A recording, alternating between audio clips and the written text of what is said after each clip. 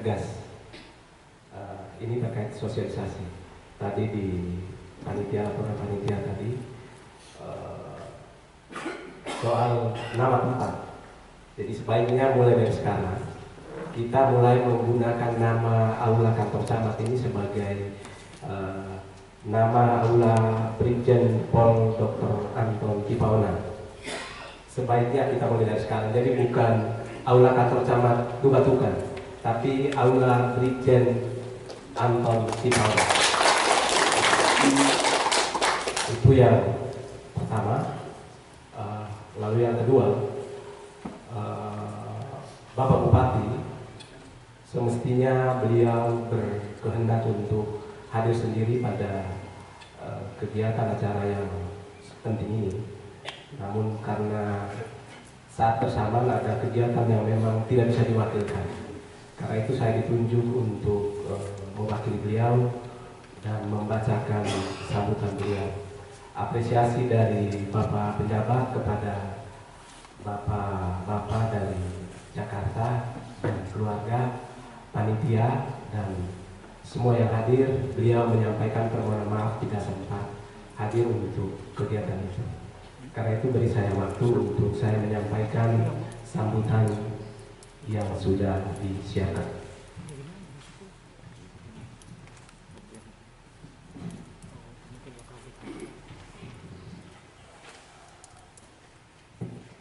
Yang saya hormati Ketua Forpalnas Kabupaten Lembata, para narasumber, dan juga anggota keluarga dari Bapak Anton, Forum Koordinasi Pimpinan Daerah, dalam hal ini Bapak yang mewakili perwira penghubung, pimpinan OPD yang sempat hadir,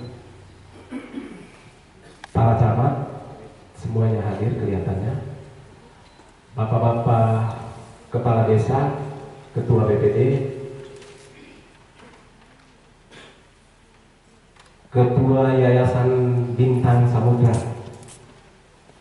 tokoh masyarakat, tokoh agama. Saya bertugas di Kus Kepala Duka mulai tahun 75, 76, 79, 82 sampai 93, kemudian 2001 sampai sekarang. Beberapa karya tulis kita berdua untuk coba meyakinkan kita bahwa kita ada di tempat yang benar. Nah, saya diminta untuk berbicara di sini oleh teman saya yang sebelah kanan ini untuk berbicara sedikit tentang latar belakang pendidikan, karya misi yang melatar belakangi kehadiran Anton Kipaona. Saya sebut Bapak Anton yang melatar belakangi kehadiran Bapak Anton di dalam kehidupannya dan juga di dalam karyanya. Dalam pembicaraan ini saya mengemukakan lebih banyak hal yang bersifat umum. Boleh komentarkan isinya? Hal yang bersifat umum, dan saya mengharapkan teman-teman sekalian, saudara-saudari, menarik dan mempertanyakan hal-hal itu dalam kaitan dengan Bapak Anton Kipaona. Bukan tentang suku Bediona, suku apa lagi lainnya, 50 sen saja, satu suku 50 sen. Mungkin nanti saya bersedia untuk menjawab sedapat mungkin, dan saya yakin bahwa akan memberikan jawaban yang sesuai. Kalau seandainya saudara-saudari, teman-teman menyimak tulisan saya nanti dan juga mau bertanya sekitar tempat dari Bapak Anton misalnya. Saya bisa mulai? Mulai? Ya. Ada naskah pada teman-teman sekalian. Terus terang saya agak bingung untuk menulis ini, terutama untuk menempatkan pribadi Bapak Anton di dalam pemikiran saya, di dalam tulisan saya. Dan partisipasi dari teman-teman sekalian nanti akan membantu maksud dari seminar ini terhadap Pak Anton. Saya menulis sebagai berikut. Yang pertama, saya berbicara tentang baptisan pertama. Bapak Anton ini orang Katolik. Maria Lete termasuk dalam kelompok gadis-gadis yang diasuh oleh para suster Fransiskanes di Larang Tuka. Saya merasa penting ini, ada pastornya yang mempermandikan, ada juga Maria Lete, suster Fransiskanes yang mendampingi anak-anak pada masa itu 1881 Pak. Dan ada asrama untuk membina gadis-gadis itu, dan gadis-gadis dari Lamangera, dari Loblen ke Larang Tuka itu bukan jalan pakai kapal cepat. Pada tahun 1884, Don Lorenzo DVG, Raja Larang Tuka, mengunjungi Lamangera, Pulau Loblen, dan mengajar katekismus kepada penduduk di sana. Saya sebut di situ dengan sengaja seorang raja, Don Lorenzo DVG Diaz Vieira Godinho, sekalian menggambarkan hubungan antara seorang raja, pemimpin masyarakat, seorang misionaris yang menyebarkan agama, dan seorang suster, katakanlah Fransiskanes, yang menyebarkan dan membina kehidupan. Kau perempuan, orang sudah angkat penting waktu itu, kau perempuan, buka sekolah dan asrama. Kartini baru lahir. Kartini baru lahir. Suster Fransiskanes sudah bikin sekolah untuk perempuan. Mestinya kita nyanyi di kabupaten ini, di Kabupaten Flores Timur. Suster Fransiskanes, putri sejati.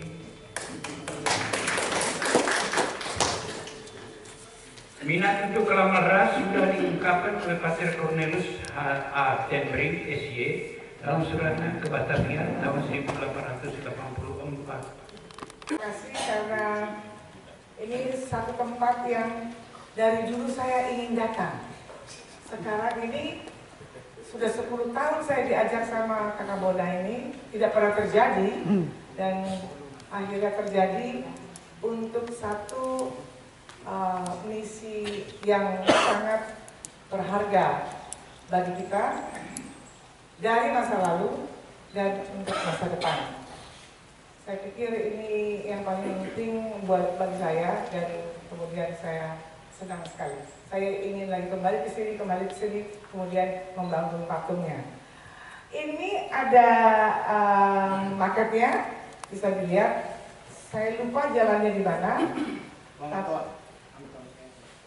Oh, di jalan Anton Engat Tipona, ada segitiga di situ, dan di segitiga itulah saya dengan tim saya, ada seorang arsitek, ada seorang yang mengerjakan lanskapnya seperti plaza, dan di situ kami akan membangun monumen Tifauna.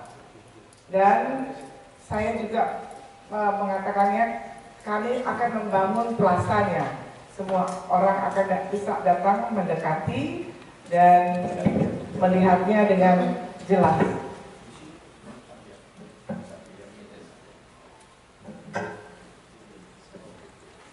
Ya.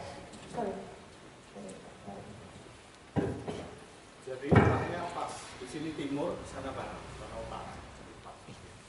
Ya, luas seluruh areal ini 1.100 meter, tapi luas dari areal plaza ini 536 meter. Tinggi dari patung dalam rencananya akan dibangun 3 meter, titik nol ke atas pada sekali itu pelataran itu tingginya 3 meter. Total tinggi untuk melihatnya adalah 6 tambah 3, 9 meter. Nah, Kalau dari sini mau foto-foto semuanya masih bisa dicapai. Begitu juga dengan patungnya.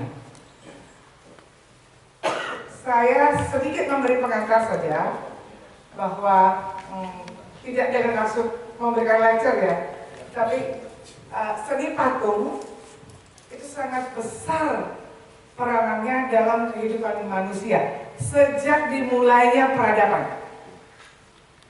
Dia menjadi medium komunikasi.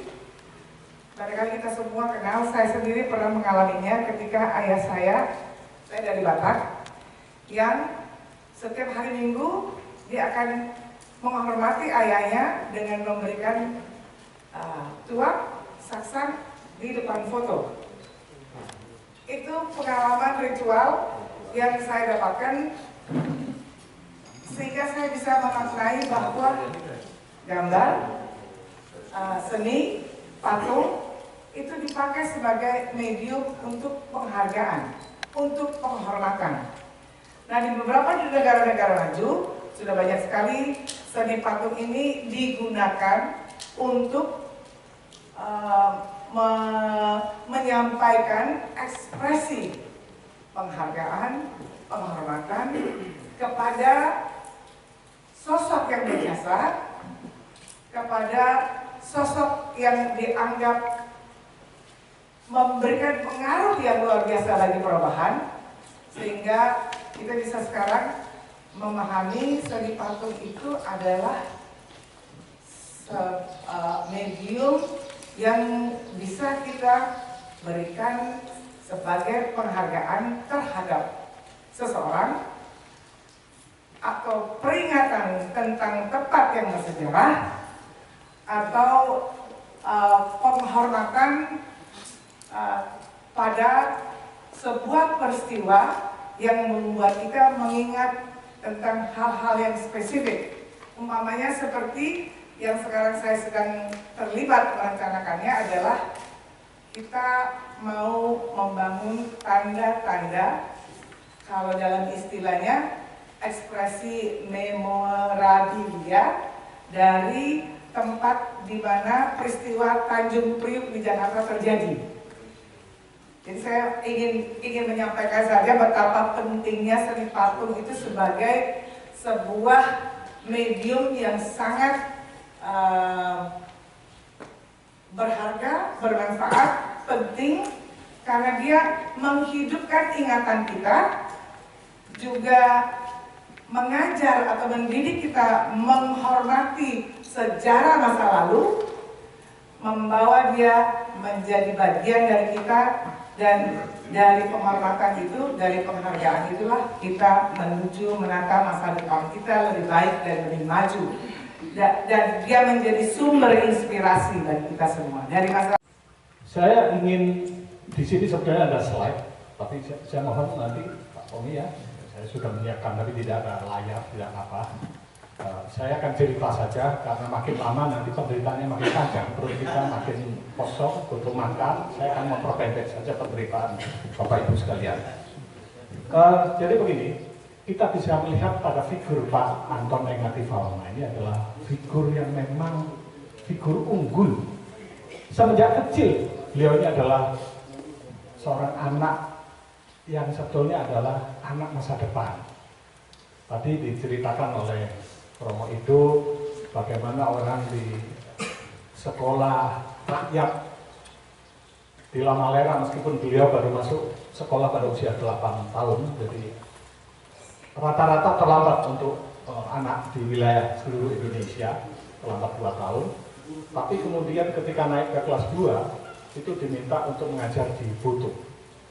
Saya mendengar cerita dari salah satu orang tua di Timur yang mengatakan kalau berangkat sekolah itu pukul 5 sudah berangkat, itu lari ke Lamalera dan tidak sempat sarapan. Sarapan itu dibawa oleh tetangganya yang juga nanti sekolah di sana. Jadi bekalnya itu dibawa. Kalau makan cepat-cepat dan pulang lari lagi ke Ibu Lolo. Jarak sekitar 10-15 kilo itu. Ya, lari. Jadi tidak semua orang bisa melakukan begitu ya, anak usia kelas 1, artinya itu 10 tahun, 9 tahun bisa melakukan itu setiap hari terus menerus. Saya tidak membayangkan ketika saya SD kelas 2 saya bisa mengajar kelas 1. Apalagi punya hak menghukum. Kemarin Romo itu mengatakan boleh menghukum, memukul adik kelas boleh karena memang diperlakukan sebagai guru. Begitu. Wah, hebat betul itu. Dan saya yakin Pak Enga tidak pernah memukul adik kelasnya, meskipun beliau tegas. Ya. Nah, masa kecil ini menurut saya bisa diceritakan, kita eksplor karena di buku itu juga ada, dan ini nanti menjadi bagian yang membentuk integritas pribadi Pak Anton Enga-Tifalma. Pendidikan, latar belakang, adat istiadat, gereja, lingkungan gereja itu semua melebur ya, di dalam tumbuh dan membentuk karakter pribadi yang kuat dan menjadi modal ketika beliau memilih profesi bekerja di polisi. Yang menarik juga ketika di polisi, memilih sekolah agen polisi ya, di Sukabumi. Setahu saya kalau lulusan Bintara itu adalah pangkatnya Sersan 2 atau Brigadir Polisi 2, Bribda. Dan beliau belum punya pengalaman, hanya membantu saja di sekolah polisi Sukabumi, agen polisi Sukabumi. Tiba-tiba dipromosikan untuk sekolah di PTIK. Angkatan pertama itu adalah Pak Sidarto yang sekarang menjadi anggota Watinpres, bekas ketua MPR, bekas ajudan Presiden Soekarno. Masih hidup beliau. Tadi saya kirim foto-foto kita di sini, saya kirim kepada beliau, belum dibalas, mungkin sedang terbang ke satu tempat. Beliau adalah angkatan pertama PTIK dan Pak Enga-Tifalma angkatan kedua di PTIK. Saya tidak membayangkan ya, karena saya pernah mengajar di PTIK. Nah, siswa saya kebanyakan pangkatnya adalah kompol. Tidak ada yang lulusan Bintara. Ya. Anton Enga-Tifalma, dia bisa bersaing dengan orang-orang yang lulusan dari Akpol. Namanya belum Akpol waktu itu. Ya, yang pangkatnya adalah itu. Dan itu tidak bisa masuk ke PTIK. Dia harus cari pengalaman dulu, ditugaskan 1 tahun, 2 tahun, naik pangkat, kompol baru bisa masuk ke PTIK. Pak Anton, jalur tol. Sekolah agen polisi Bintara tiba-tiba masuk ke PTIK. Nah, kemarin dalam satu diskusi melalui Zoom, saya mencoba menggali apa istimewanya Pak Anton. Selain cerdas, pribadi yang unggul, jangan-jangan dia ini poligon, ahli bahasa, menguasai banyak bahasa. Ya, bahasa daerah pasti, bahasa Indonesia pasti.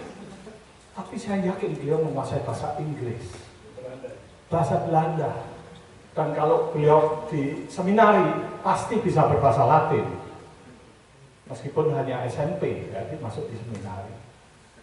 Dan Pak Simanungkal mengatakan beliau pernah melakukan audiensi dengan Paus, Sri Paus di Vatikan. Pasti bicaranya bahasa Itali. Saya mencoba menggali apakah beliau memang menguasai banyak bahasa dan puisi waktu itu. Karena belum banyak orang yang bisa menguasai banyak asing, membutuhkan orang seperti Pak Anton. Ya. Karir beliau lengkap. Ya, mungkin ini slide-nya bisa dibantu di klik gitu. Dan menurut saya, terus lagi, Pak Anton ini memenuhi syarat untuk diajukan sebagai calon pahlawan nasional. Klik lagi. Kenapa? Pengabdiannya sebagai anggota Polri tidak memiliki cacat. Tadi dianggap tidak pernah mengkhianati negara, bangsa, tidak pernah dihukum. Itu pastilah. Tutup mata itu pasti. Juga mendapatkan sejumlah penghargaan ya. Tadi kesetiaan sebagai pengabdiannya sebagai anggota Polri, juga bintang Satya Lancana Seroja. Karena beliau adalah 77, kita tahu 75 operasi Seroja. Terjadi integrasi dan beliau 77 menjadi Kapolda sebetulnya waktu itu meskipun statusnya masih Kapolri. dan namanya ada di Tugu di sana. Saya berencana akan datang ke sana untuk mewawancari orang-orang yang pernah kenal, anak angkat atau siapapun yang bisa bercerita tentang Pak Anton Ignatius Fauna. Waktu di zaman saya masih kuliah, kebetulan mau pulang ke Flores. Di zaman itu kapal feri belum ada, kita pakai kapal kayu. Kala itu ada instruksi bahwa kapal kayu itu tidak boleh muat penumpang. Kebetulan orang tua saya kenal dengan Pak Alfons, kebetulan dia kepala Saban dari Surabaya. Pak Alfons itu kakaknya Pak Antonenga. Kami ke rumahnya Pak Alfons, langsung Pak Alfons, sudah, dan saya telepon aja dengan Pak Antonenga. Jadi telepon Pak Antonenga dengan minta apa, Pak Alfons bahwa itu kirim nama datang, sesuai dengan nama KTP dengan kartu mahasiswanya itu. Kirim nama ke sana, langsung disampaikan sudah jadi berangkat nanti. Dengan kapal apa? Kapal Liris, Pak. Jadi besoknya Kepri-nya cari saya. Kebetulan Kepri itu orang Lemala juga. Saya dari Lemala, pastinya dari Lemala. Kita tadi ngomongkan Lemala, atau ternyata bahwa saya dari Flores Timur. Jadi kita semua harus dukung Pak Antonenga dari Pahlawan. Terima kasih. Mungkin lebih unik dari semuanya. Karena itulah pada saat ada kendal begitu saya masuk dan saya tinggal kepala. Buktinya dukungan paling banyak dari Cidua. Ya, bangga Bapak. Beliau tahun 1977 beliau adalah Dantares, komandan Antaresor tim mengantar tim kesebelasan tim untuk bermain bola kaki melawan Persepti di sana. Saat itu Bupati Flores Timur Anton Bunga Lamdai 1973-1978 tahun 77 beliau terima, beliau tidur di rumah jabatan dan mobil yang dipakai pada saat itu melayani beliau adalah mobil Kijang dulu itu yang plastik di belakang itu. Terus malam hari saya tiba-tiba beliau muncul di rumah yang saya tidur dan saya tinggal, dan saya di orang tua nenek saya kan bapak Opas Boli itu, Boli Dakon dulu dari Apollo kami dulu tinggal di Lokal. Nah, saya tinggal di situ. Jam 11 malam beliau keluar pintu, saya mau ketemu bapak Opas Boli, duduklah. Akhirnya datanglah kakak Oleonani datang bersama duduk di pantai rumah Bapak Boli Dato itu, Opas Boli di pantai Narabuka itu di Poso. Jam 11 beliau bilang begini, saya ini mau minum tua kerbau, tapi sudah malam ini. Jadi cerita ini dari Manado. Saya takut Bapak Anton itu marah-marah saya dalam motor. Jadi ceritanya di Manado ada seminar itu yang tadi tentang bangsa itu. Semua bupati di Flores diundang, termasuk Bupati Alor. Saya pelaku hidup. Sampai di Manado, dan Pak Gubernur itu Pak Ibrahim. Pagi-pagi masih bertelepon, mana Bupati Lembata? Sudah Bupati Lembata tidak ada. Yang ada itu mewakili sudah. Dan saya hadir. Ketemu setengah jam sebelum kita naik di panggung untuk menerima SK konservasi Laut Sabu. Saya diberitahu oleh Dirjen, staf Dirjen dulu Pak Jarman, iya, Pak John marah sebentar Pak tidak bisa naik panggung. Soalnya kering gak saya ini. Sudah datang capek-capek dari Lembata baru tidak naik panggung. Capek percuma. Karena saya sudah tahu sebelumnya bahwa tadi ada Bona kasih tahu tuh. Ada dari suara-suara Lembata dari Jakarta menolak adanya konservasi. Ya Pak. Setelah itu saksi hidup yang lain sudah meninggal Pak. Pak Manuk, sisa Manuk juga pergi sudah meninggal. Masuk. Oh saya 88 atau 87 sekitar itu. Kebetulan saya di rumahnya Pak Yan Tiapoli. Nah, Pak Yan Tiapoli waktu itu menjadi anggota DPR RI tinggalnya di belakang perumahan Senayan dan sekarang pulang. Itu waktu itu Pak Antoni datang ke situ. Kemudian karena saya waktu itu juga tidak gubris, dan maksudnya tidak terlalu peduli tentang tamu, tapi Pak Yan Tiapoli memperkenalkan saya bahwa ini Pak Anton. Karena saya juga ikutan ngobrol di sini. Tidak ngobrol, tidak hanya ikut menemani. Dan saya tertarik, ini yang saya tertarik sama dengan apa Romo Edu dan juga tadi. Kalau mereka bicara tentang lembaga, waktu itu bicara tentang otonomi lembaga, saya tertarik. Nah ini setelah saya mendengar bahwa mereka punya ide untuk membentuk panitia, bukan membentuk ya, bicara tentang panitia, bicara tentang panitia persiapan pembentukan daerah 32 Longlet waktu itu. Saya ingat istilah itu Longlet, saya lupa. Nah saya tertarik itu. Setelah itu, saya pokoknya ngobrol di sekitar itu mereka. Nah saya teringat betul pada waktu 2006 saya kembali ke sini. Saya mendapat dokumentasi, saya tidak tahu apa pemerintah daerah tidak, tapi saya tidak dokumentasi sampai sekarang saya simpan. Dokumentasi tentang panitia pembentukan daerah 32, bukan kabupaten, daerah 32 Longlet yang diketuai di Jakarta, diketuai oleh almarhum ini Pak Anton ini. Nah saya bersimpan, mudah-mudahan nanti saya akan dengan bismillah saya keserahkan dokumen itu kepada panitia untuk menjadi bahan referensi, menjadi bahan dasar kita, karena saya tidak tahu apakah pemerintah kabupaten, tapi setahu saya itu, saya mengikuti dokumen itu, dan sampai saat ini saya bersimpan. Dokumen itu saya tidak tahu dapat dari bapak saya. Apakah dua bapak? Tapi Pak Gute masih atau semua itu? Sudah mati. Oh itu.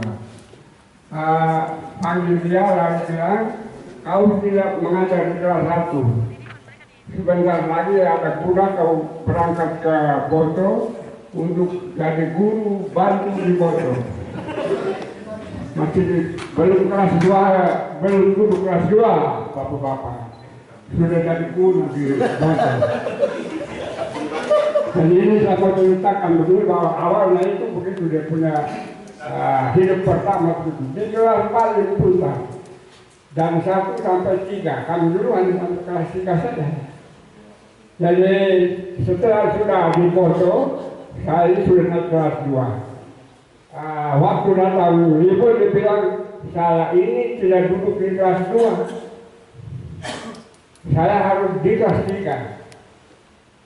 Jadi saya bilang kamu duduk di kelas 2 saya pindah sekali ya dia bilang. Dia bilang begitu. Di bawah sudah bisa ada sampai di kelas 3. Dia bilang begitu. Dia bilang, kalau begitu sudah mungkin itu waktu datu kau pindah dari awal memang dari sama jalan. Saya ngomong begitu. Jadi sampai dia ke Suka, saya hantar dia dulu kita naik motor Teresi waktu itu. Jadi saya hantar dia punya mama, dia pun saudari, saya panggil mama. Kami hantar dia merah. Dia naik motor, dia bilang nanti 3 tahun lagi bakal ke kampung. Betul 3 tahun lagi dia ke kampung, saya sudah tamat. Dia bilang kalau mau kerja apa? Sebetulnya saya belum ada kerja apa-apa. Habis libur ini saya bawa kau pergi beli mandaloko saja. Jadi tahun 53 dia bawa saya tidak sampai di Mandaloko karena untuk waktu itu tidak sampai di dia kena jalan rusak waktu itu. Jadi dia kasih maksud saya di misi Momer bapak. Sehingga saya tinggal di situ kerja sampai di misi Momer 7 tahun bapak. Baru bisa pulang ke sana lalu bisa kerja di kampung sebagai tukang juga, urusan pengaman semua itu jadi tukang semua bapak. Mungkin kalau sampai di sini terima kasih bapak. Jadi saya dari kecil sudah mendengar nama karena saya sekolah di Ibu Lolong. Kalau bapak saya sepupu sama Bapak Anton. Setelah itu saya kuliah di Bali. Tahun 87 saya libur ke Jakarta. Saya ke rumah di Tebet. Nah, bapak saya telepon kakaknya ini, Pak Anton, Bapak Anton. Saya ke Tebet dan waktu itu saya masih muda-muda. Tony, saudara-saudara semua itu. Dan saya melihat waktu itu saya bilang begini, polisi Jakarta merantau atau di rumah seperti itu. Iya, rumah di tempat di gang dan rumahnya sangat sederhana. Ya, mungkin sampai sekarang mungkin ada rumah-rumah sedikit. Dan seperti itu. Setelah saya pulang libur, kuliah selesai dan saya bertemu kali kedua tahun 99 waktu perjalanan otonomi. Nah, 99 kami ke Jakarta, kami dijemput terus ke Tebet. Ternyata di Tebet itu semua keluarga Lembata sudah tunggu kami semua. Langsung malam itu kami sampai sekitar jam 10, jam 12 itu Bapak Ketua bilang kita rapat. Jadi rapat ke malam itu sekitar jam 12 malam. Tim Jakarta memang dipimpin oleh beliau 99 ya, perjuangan otonomi 99. Terus kami dari sini 5 orang bergabunglah dengan mereka dan malam itu sepakat semua tim Lembata dan Jakarta meminta beliau untuk menjadi ketua tim delegasi gabungan. Maka beliau lah yang memimpin perjuangan otonomi tahun 99 di Jakarta itu. Ya, beliau ketua tim delegasi gabungannya. Kami rapat sama. Wow, I feel good. I knew that I